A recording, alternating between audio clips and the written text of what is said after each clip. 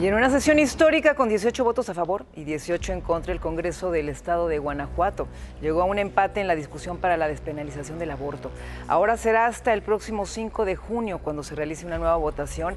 Y entre gritos de manifestantes pro vida y pro aborto se realizó la votación donde el Partido Acción Nacional no le alcanzó a sumar a más diputados de la oposición. Sus 16 legisladores votaron a favor de la vida, al igual que un voto del PRD y la diputada del PRI, Rocío Cervantes Barba, quien defendió la vida en tribuna y quien cerró los pronunciamientos. ¡Viva la vida! ¡Viva la vida!